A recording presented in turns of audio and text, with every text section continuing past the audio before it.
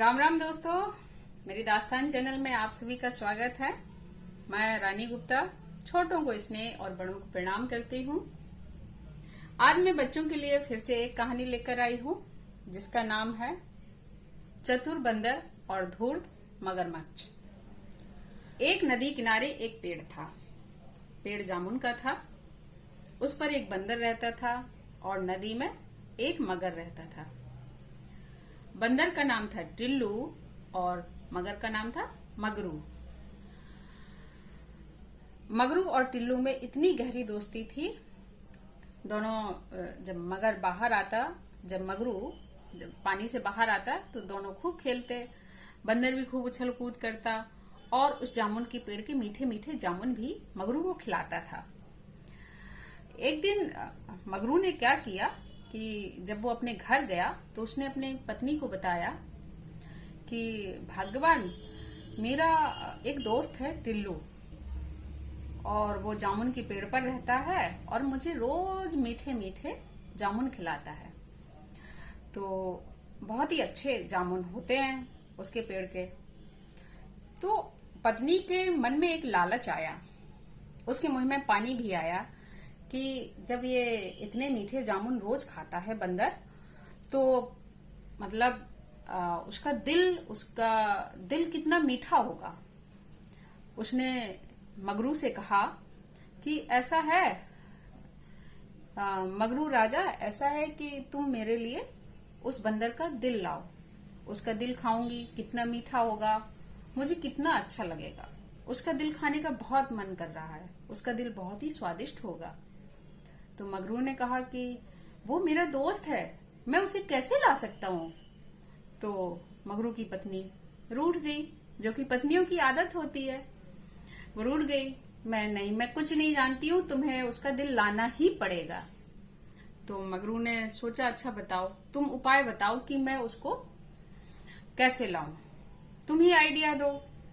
तो मगरू की पत्नी ने कहा कि उसको ऐसा करो, खाने पर बुलाते हैं। जब वो खाने पर घर आएगा तो हम उसको मार करके उसका दिल खा लेंगे। मगरू ने कहा ठीक है, जैसा तुम कहती हो, पर मुझे अपने दोस्त के साथ ऐसा नहीं करना चाहिए। तो मगरू की पत्नी ने कहा छोड़ो जी, कहीं मगर और बंदर में दोस्ती होती है क्या। पर मगरू क्या करता, पत्नी की बात उसे माननी पड़ी। वो नदी किनारे आया और अपने टिल्लू दोस्त से कहा, उसने टिल्लू बंदर से कहा कि टिल्लू भाई, मेरी पत्नी ने तुम्हें खाने पर बुलाया है। तुम रोज मुझे जामुन खिलाते हो, उसका भी मन करता है कि जो मेरे मगरू को रोज मीठे मीठे जामुन खिलाता है उसको मैं अच्छा बनाकर कुछ खिलाऊं। तो टिल्लू बंदर ने कहा कि क्या खिलाएगी भाभी। उसने कहा कि ये तो मुझे पता नहीं, तुम घर चलो, उसने सरप्राइज रखा है। टिल्लू बंदर ने कहा ठीक है। अब टिल्लू बंदर ने कहा मैं कैसे तुम्हारे घर चलूं। मगरू ने कहा मेरा नदी के उस किनारे थोड़ा सा गहरे पानी में घर है, पर मैं तुम्हें बाहर आके खिलाऊंगा खाना। तो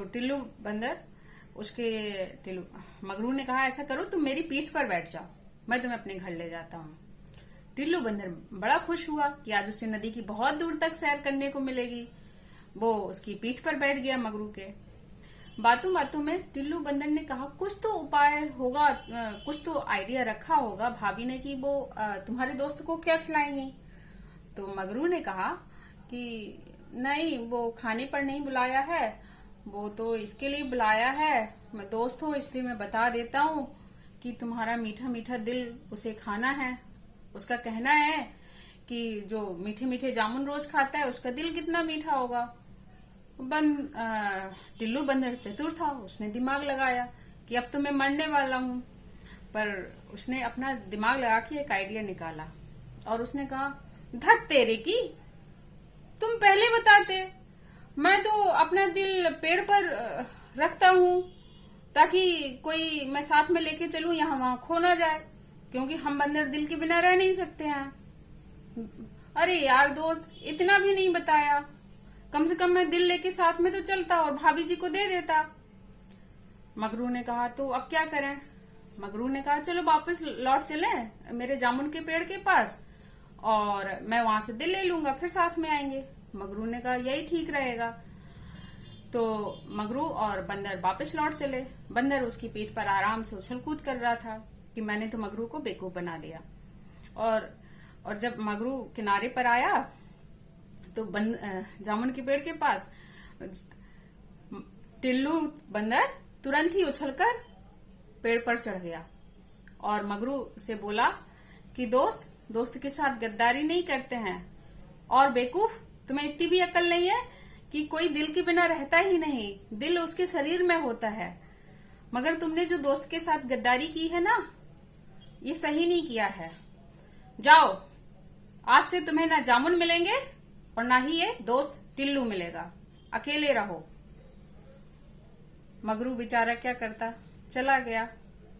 दोस्त के साथ उसने विश्वासघात किया, जिसके कारण उसे दोस्ती और जामुन दोनों से हाथ धोने पड़े। और उदास मन से वो अपने घर लौट गया। बंदर अपना चैन से अकेले इस पेड़ पर उछलता, उस पेड़ पर उछलता, उसकी जान बच गई। कहानी खत्म हुई दोस्तों, कहानी खत्म हुई बच्चों। तो बच्चों, इससे हमें क्या सीख मिलती है? दोस्तों के साथ कभी विश्वासघात नहीं करना चाहिए, किसी के साथ भी हमें विश्वासघात नहीं करना चाहिए, क्योंकि इंसान के साथ साथ हम बहुत सी चीजों को भी खो देते हैं। धन्यवाद बच्चों।